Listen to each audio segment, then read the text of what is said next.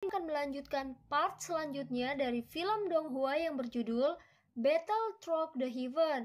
Noba mengingatkan sekali lagi ya bahwa konten ini full spoiler. Tanpa lama-lama lagi, yuk langsung aja kita masuk ke isi ceritanya.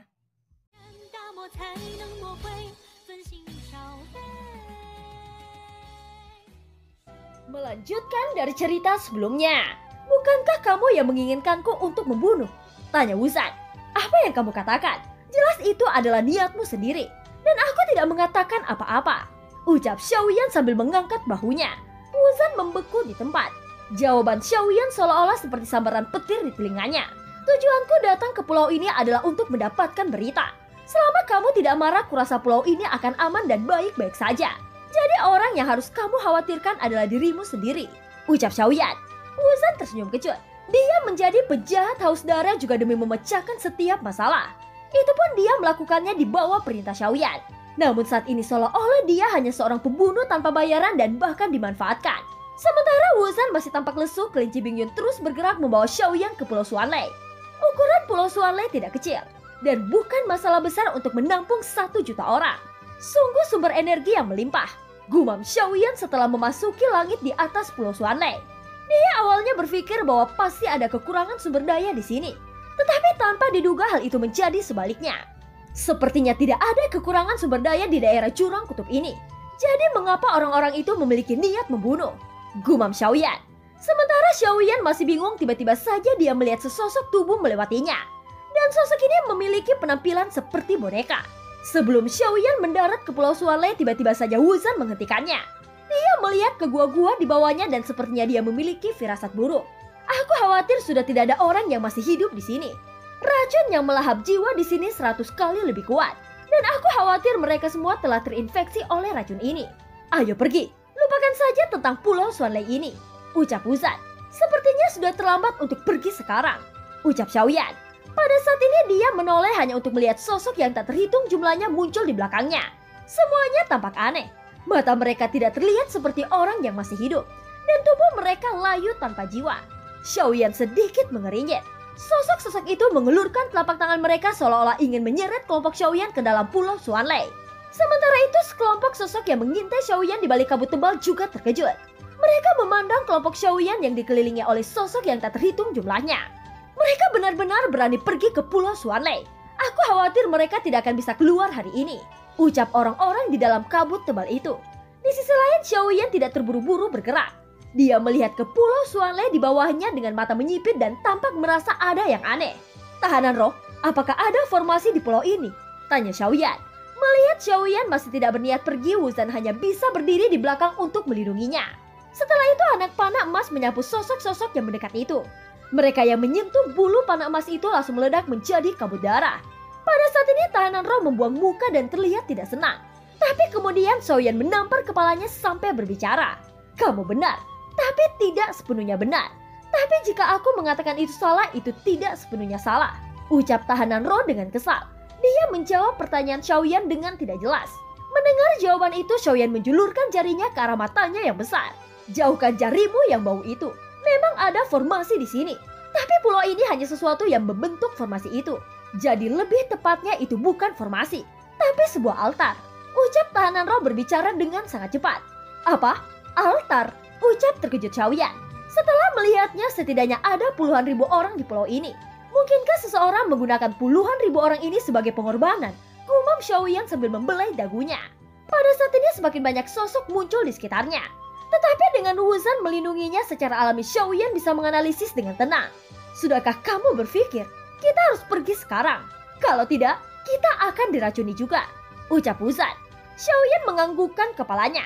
Kemudian menepuk kelinci Bingyun dan langsung melesat meninggalkan Wuzan yang sedang bertarung. Ini, baiklah, itulah yang dia lakukan sejak awal. Ucap Wuzan tersenyum pahit. Setelah panah terakhir ditembakkan, panah itu meledakkan banyak sosok dengan keras. Dan dia segera pergi mengikuti Xiaoyan dari kejauhan. Dengan kekuatannya tidak peduli berapa banyak sosok yang tersisa akan sulit untuk menghentikannya. Tetapi pada saat ini di antara gua-gua itu tiba-tiba saja mengeluarkan rantai hitam dan melesat ke arah Wuzan dengan sangat cepat. Bahkan Wuzan tidak bisa bereaksi. Tubuhnya langsung berhenti di tempat. Dia menundukkan kepalanya hanya untuk melihat rantai hitam sudah mengunci pergelangan kakinya dengan erat. Melihat Melihat adegan ini, Wuzan tidak mengatakan apa-apa. Kekuatan keabadian muncul dari kedua jarinya, dan dengan lambaian tangannya dia langsung memotong rantai hitam itu. Setelah menghancurkan rantai hitam itu, Wuzan bergegas keluar dari Pulau Xuanle dengan kecepatan yang sangat cepat untuk mengejar Xiaoyan. Dalam situasi barusan, jika Wuzan hanya memiliki kekuatan Dewa Dao, dia pasti tidak bisa keluar dari pulau itu. Jadi dapat disimpulkan bahwa orang-orang di Pulau Xuanle adalah dewa-dewa yang tersesat dan terjebak untuk waktu yang lama. Pada saat ini, setelah meninggalkan Pulau Xuanle, Xiaoyan melihat kembali ke pulau itu dengan ekspresi rumit.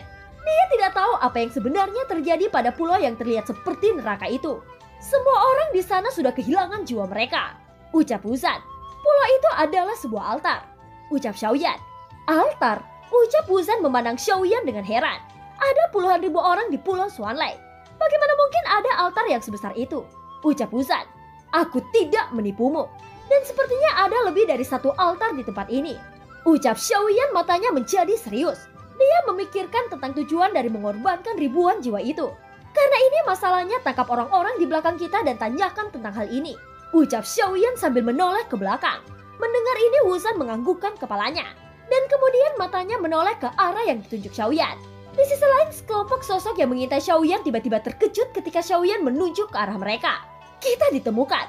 Mundur. Cepat mundur, ucap ketua kelompok itu. Setelah berbicara, mereka langsung melarikan diri dengan kecepatan tercepat. Namun di depan Wuzan, pelarian mereka tidak ada artinya. Wuzan segera mengayunkan cambuk emasnya. Dan dalam sekejap mata dia langsung membunuh dua dari mereka. Melihat adegan ini, seorang pria yang memimpin kelompok itu langsung berkeringat dingin. Lalu dia menghentikan pelariannya. Pria itu tiba-tiba berlutut ke arah Wuzan dan menundukkan kepalanya dalam diam. Adapun orang-orang yang masih melarikan diri itu, cambuk emas Wuzan menyapu mereka dan menghancurkan tubuh mereka menjadi kabut darah. Saat ini hanya menyisakan pria yang berlutut dan menundukkan kepalanya dengan gemetar. Kamu sebenarnya kekuatan keabadian kaisar. Ucap pria itu menyadari bahwa tebakannya sebelumnya benar-benar salah. Pemaksaan semacam ini hanya dapat dimiliki oleh orang kuat di ranah keabadian. Wuzan melambaikan tangannya dan beberapa cincin penyimpanan muncul di tangannya. Dengan pelajaran yang dia dapat sebelumnya, secara alami Wuzan lebih berhati-hati ketika membunuh. Yang terpenting adalah tidak menghancurkan cincin mereka. Kalau tidak, Xiaoyan akan mengomelenya lagi. Setelah mengumpulkan cincin penyimpanan, Wuzan menatap pria itu kemudian menyeretnya ke depan Xiaoyan. Setelah mengumpulkan cincin penyimpanan, Wuzan menatap pria itu kemudian menyeretnya ke hadapan Xiaoyan. Siapa yang mengirimmu untuk mengikuti kami? Tanya Wuzan dengan suara keras. Pria itu meneteskan keringat dingin dari dahinya. Tidak tuan, tidak ada yang mengirim kami. Aku hanya seorang yang selamat dari jurang kematian. Aku hanya tidak berdaya. Ucap pria itu menundukkan kepalanya. Apakah ada kekurangan sumber daya di jurang kutub ini? Tanya Xiaoyan. Xiaoyan mendapati bahwa tidak ada kekurangan sumber energi di jurang kutub ini. Secara logis, selama mereka memiliki sumber daya yang cukup, seharusnya hidup mereka tidak akan terancam. Namun orang ini bertindak seperti binatang buas dan memburu orang-orang yang memasuki kabut tebal. Oleh karena itu, Xiaoyan sangat penasaran dengan jawaban dari pria itu. Tampaknya tuan baru pertama kali datang ke jurang kutub. Tidak ada kekurangan sumber energi di jurang ini. Bahkan bisa dikatakan bahwa jurang ini memiliki sumber energi yang melimpah. Jawab pria itu. Lalu mengapa kamu masih melakukan ini? Tanya Xiaoyan. Wuzan membelai dagunya seolah-olah dia sedang memikirkan sesuatu. Apakah ini ulah pemakan jiwa? Ucap Wuzan. Pria itu memandang Wuzan dan mengangguk berat. Setiap orang harus menyerahkan jiwa seorang dewa dalam 100 tahun. Kalau tidak, kita hanya bisa mengorbankan jiwa kita sendiri. Ucap pria itu. Kemudian sebuah suara tiba-tiba saja terdengar dari dalam kabut. Dan pria itu langsung bergetar ketika mendengar suara itu. Cepat lari dari sini, mereka akan segera datang. Ucap pria itu dengan panik. Ekspresi ketakutan di wajahnya tampak lebih menakutkan daripada melihat Wuzan. Dia mundur beberapa langkah dan menekan auranya sendiri. Jangan memancarkan kekuatan jiwa. Semakin kuat kekuatan jiwa, semakin mereka bisa merasakan. Ucap Wuzan segera memperingati Xiaoyan. Xiaoyan sedikit mengerinyet, tetapi dia tidak membantah dan segera menahan kekuatan jiwanya sendiri. Xiaoyan melihat ke arah suara itu. Di dalam kabut tebal terlihat bayangan hitam besar yang perlahan muncul. Dan ternyata itu adalah sosok kalajengking raksasa yang meraung dengan suara keras. Tubuh kalajengking itu berwarna hitam. Dengan 8 mata yang ada di kepalanya dan 2 penjepit raksasa, tentu saja yang paling mencolok adalah duri ekornya yang beracun. Akan tetapi apa yang benar-benar membuat mata Xiaoyan sedikit menyusut adalah sosok yang berdiri di atas kepala kalajengking. Dan Xiaoyan juga terkejut saat melihat sosok ini. Apakah itu roh hantu? Ucap Xiaoyan. Meskipun jaraknya relatif jauh, tetapi sepasang mata putih tanpa pupil dari sosok itu masih dapat dilihat oleh Xiaoyan. Dan penampilannya sangat mirip seperti orang-orang di istana surga manusia. Pada saat ini kalajengking raksasa melayang di atas pulau Xuanlei. Kemudian sosok di atas kepalanya melompat keluar dan tergantung di udara. Detik berikutnya puluhan ribu orang yang ada di sana langsung berlutut kepadanya. Begitu sosok itu membuka mulutnya, jiwa-jiwa yang tak terhitung jumlahnya tersapu keluar dari pulau Xuanlei dan terhisap ke dalam mulutnya. Namun sosok itu sedikit mengerutkan keningnya, seolah-olah dia tidak puas dengan jumlah jiwa yang dia hisap. Apakah hanya ini pengorbanan jiwa yang disediakan? Ucap sosok itu menoleh dan melihat kabut tebal di mana ada Xiaoyan dan yang lainnya berada. Sosok pemakan jiwa ini mungkin tidak berbeda dengan istana surga manusia, yang mana kekuatan mereka berasal dari jiwa-jiwa yang mereka hisap. Gumam Xiaoyan mengerutkan keningnya. Pada saat ini pria yang disandra oleh Wuzan berlutut di atas kehampaan dan menundukkan kepalanya ke arah sosok itu. Raja pemakan jiwa, aku telah mengorbankan jiwa dewa dalam batas tertentu. Ucap pria itu. Ini tidak cukup. Jiwa-jiwa ini masih jauh dari cukup.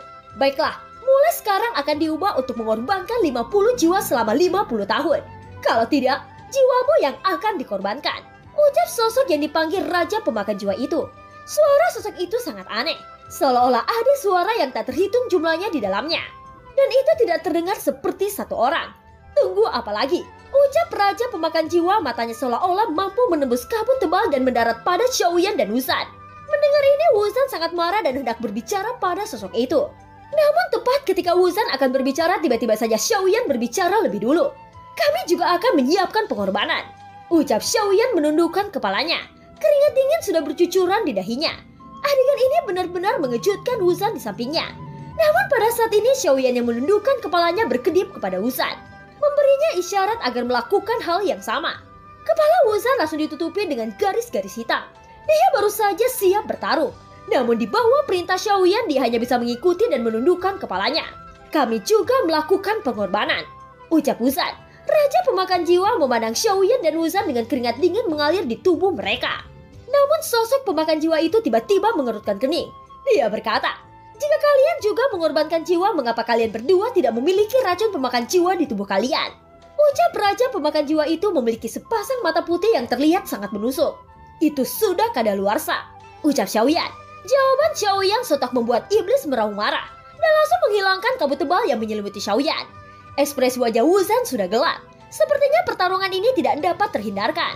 Wuzan tidak tahu bagaimana Xiaoyan mengarang kata-kata konyol seperti itu, dan dia hanya bisa tersenyum tak berdaya.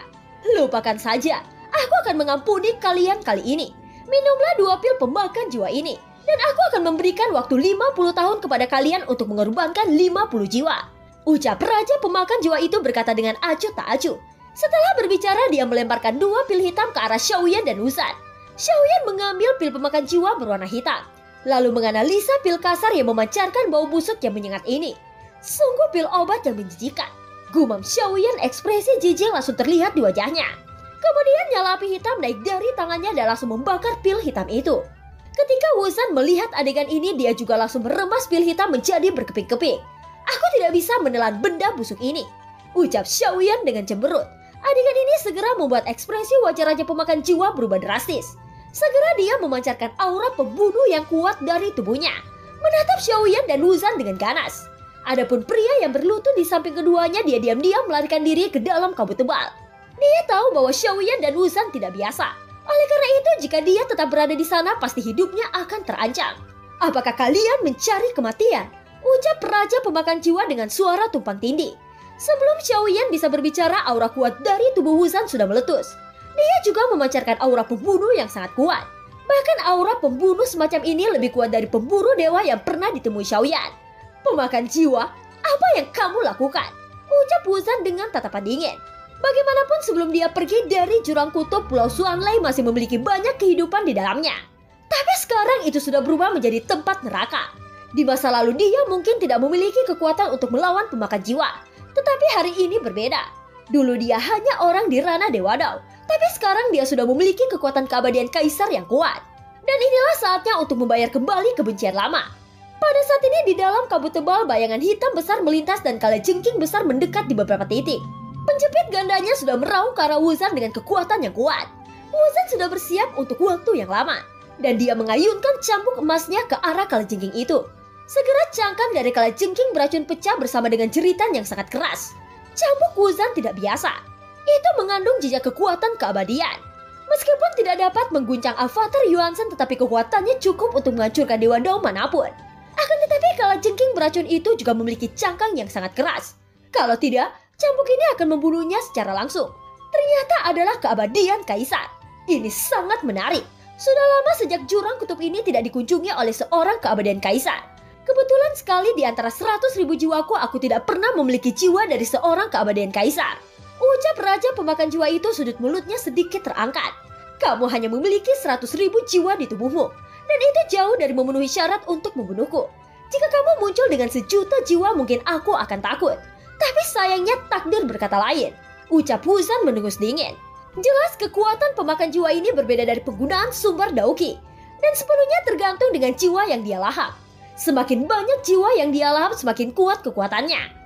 Wuzan sepertinya sudah sangat mengenal detail tentang pemakan jiwa ini, dan dia juga tahu kekuatan para pelahap jiwa di depannya.